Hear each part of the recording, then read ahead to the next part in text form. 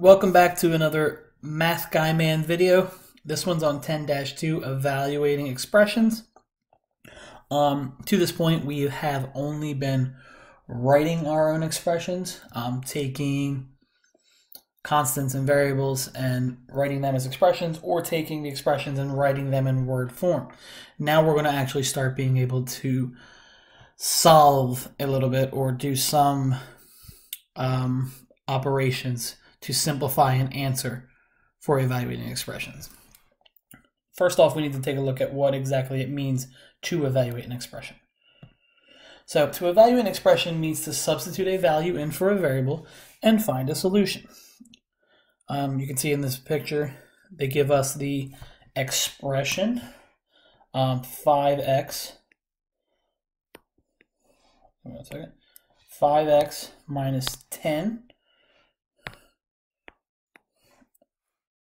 So we have the expression here, 5x minus 10, which we need to remember means 5 times whatever x is minus 10.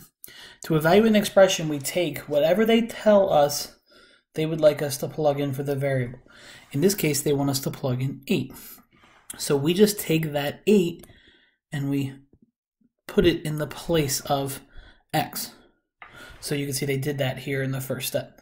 They have 5 times 8 instead of 5 times x minus 10. And then we just use our order of operations to simplify. We know we do multiplication before we do subtraction. So 5 times 8 is 40. 40 minus 10 gives us 30. So to evaluate an expression is to plug in a number for the variable. Remember, we don't know what the variable is, and the variable can stand for any amount we would like it to. So they're going to give us an amount. We're going to plug that in, and we're going to simplify to solve for that expression. Let's take a look at a couple examples. So in example A, we have the expression x minus 9. Okay, and they tell us that x equals 15. So we're going to take that 15, we're going to plug it in the place of x, and we're going to rewrite it. So instead of x minus 9, we write 15 minus 9. And then we just solve. We know that 15 minus 9 is 6. So the solution for this expression, when x is 15, you get 6. Sometimes they'll give you multiple amounts, and you can plug each one in because the value of this expression is different depending on whatever number you plugged into the expression. So let's look at the second one. The second one says 16 divided by n. Remember that a fraction bar is just another way of saying division. And then this time they want n to equal 8. So I'm going to take this 8 and just plug it in the place of n. So it's 16. Instead of divided by n, we have divided by 8. Okay, and then we know that 8, we remember that the numerator always goes in the house. So 8 goes into 16 twice. So my solution for 16 divided by n, when n is 8, is 2. We have two more expressions here. C says 0.5y. And we've got to remember that when we have a number next to a variable, that's telling me that the number is being multiplied by the variable. So this 0.5y really means 0.5 times y. Okay, so we're going to plug in 1.4 in the place of y. So we're going to do 0.5 times 1.4. Remember, parentheses means the same thing. When there's no sign between and we only have parentheses, that's going to tell me that I'm going to multiply. So on the side here, I'm just going to do 1.4 times 0.5. I have 1, 2 decimal places, so I go 1, 2. It's 0.70 or just 0.7. So remember, the extra zeros there do not have a value. The 0 means there's 0 in the hundredths place, which means there's nothing there. So we just have 7/10. For D, we have another multiplication problem. This is just 6 times K, and they want us to plug in 1/3 in for K. So we get 6 times 1/3. Remember to multiply a whole number by a fraction. We put the whole number over 1. We have factors here that go into each other. 3 goes into 3 one time. 3 goes into 6 twice. And then I just multiply my numerators. 2 times 1. And my denominators, 1 times 1, which is 2 over 1. And we know that 2 over 1 just equals 2. So as you can see, I'm just plugging in whatever value they give me for the variable, and then I'm solving. Take a second, pause the video, try the your turn on your own, then come back and I will go over them with you. So I'm going to quickly go over the your turn. Hopefully you took the time to try these on your own before you just started the video. But number 1 says 4x, which we know means 4 times x, and they would like us to plug in 8 for our value of our variable. So instead of 4 times x, I'm going to rewrite it as 4 times 8. I use parentheses because I don't want to mix it up. I don't want to accidentally write 4 and 8 next to each other and think that I wrote 48. So I use parentheses. And I know that 4 times 8 is 32. So the value when x is 8, your expression is 32. For number 2, I have 6.5 minus n, and they would like us to plug in 1.8. So we have 6.5 minus 1.8. We have to subtract. Remember that when we subtract decimals, we line up our decimal points straight down. I cannot take 8 away from 5, so I borrow. 15 minus 8 is 7. 5 minus 1 is 4. So my value for this one is 4.7. And the third one says m divided by 6. Again, fraction bar means division. They want me to plug 18 in for m. So that means I have 18 divided by 6. And 6 goes into 18 3 times. So I just have 3 as my value. So that's the basic expressions. We're going to get now into more expressions that we're going to have to use our order of operations for.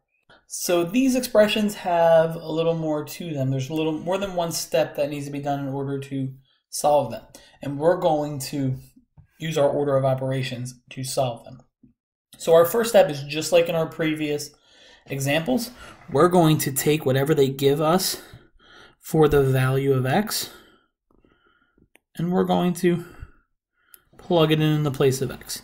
So this is 4 times 7 minus 4. Once we get to that point, we're going to use order of operations to solve this the rest of the way. So I want to do my parentheses first. 7 minus 4 is 3. And then again, when I have a number outside of parentheses, that means I'm multiplying. So this is the same as saying 4 times 3. And we know that 4 times 3 is 12. So I plugged in my 7 for x. Then I use my order of operations to solve it the rest of the way. B, we have 4x minus 4, which we know means 4 times x minus 4. And I'm going to plug in 7 in the place of x. So this now becomes 4 times 7 minus 4. Order of operations tells me I do my multiplication before I do my subtraction. So 4 times 7 is 28. And I rewrite the rest of my problem. Then 28 minus 4 is 24. So again, plug in my number they give me for my variable, then use my order of operations to solve it the rest of the way. So now we're going to look at a couple examples where they give us multiple things to plug into. Let's look at example C. So in example C, they give us w minus x plus y. They give me a value for w, x, and y. So just because there's more than one variable doesn't change what I do. I take what they give me for each of the variables, and I plug it in for that variable. So for w, they tell me that that is 6 minus x, which they tell me is 5 plus y, which they tell me is 3. So even though they give me more than one variable, I still just plug in whatever the value is of that variable into my expression. Then I use my order of operations to solve. So addition and subtraction, we work them from left to right when there's multiple in a problem. So I'm going to do 6 minus 5 first, which is 1. I'm going to take that answer and add 3 to it, and that gives me 4. So just because there's multiple variables doesn't make it any harder. You just have to make sure you plug the right number in for the right variable. And D gives us an example where we have an exponent, remember x squared. So I plug in 9 in the place of x. I get 9 squared minus 9. 9 goes in for the x here, 9 goes in for the x here, and now I can use my order of operations to solve.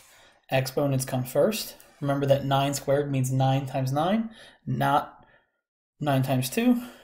9 times 9 is 81 minus 9, and we get 72. So again, take a minute, try the your turn on your own, come back, and I will work through them with you.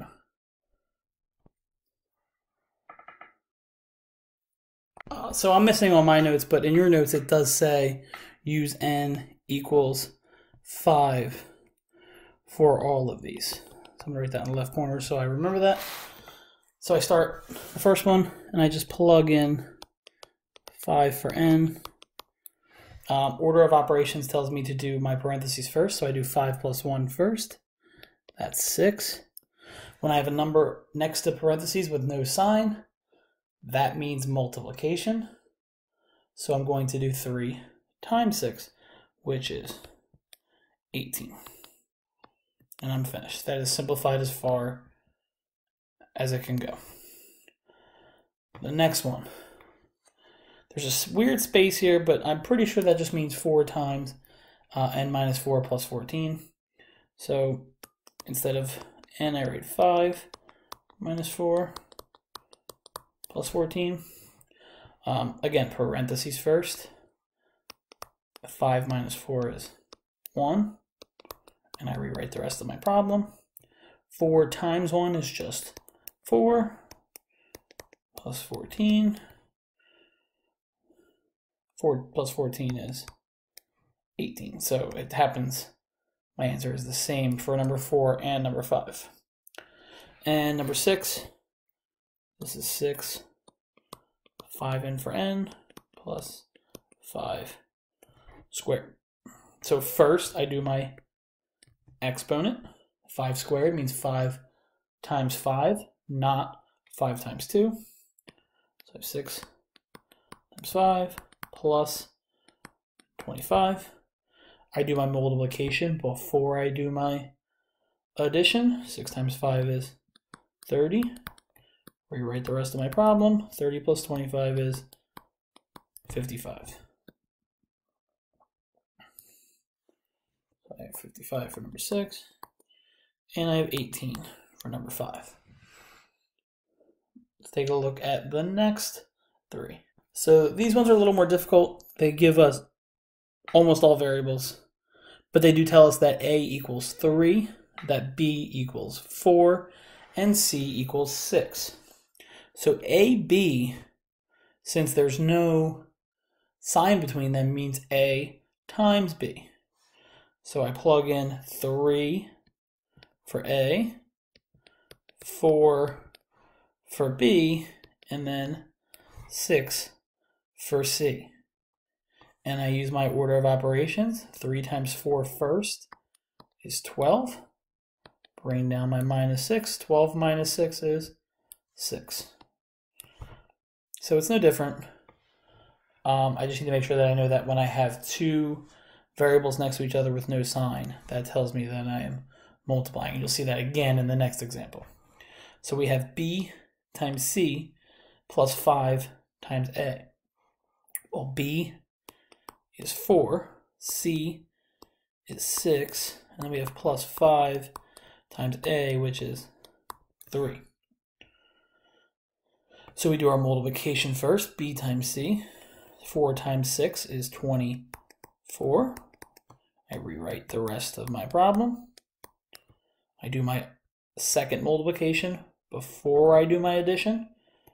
5 times 3 is 15. And then I add 24 and 15 together, and I get 39. In my third example, I have A cubed. That means 3 to the third power minus B is 4 plus C, which is 6. Okay, so I do my parentheses first. I bring down my power, 3 to the third minus 10. 3 to the third power means 3 times 3 times 3. 3 times 3 is 9. Times 3 again is 27. Then I do my subtraction last. My value is 17. So for evaluating expressions, you plug in whatever number they give you for the variable, and then you use your order of operations to solve it the rest of the way. We'll work on the real world examples in class together another time. Hopefully you understand this part. This will be enough to get you through your homework tonight. If you're confused about anything, please ask questions. Leave me a comment here, leave me a comment on Google Classroom, or do whatever you have to do.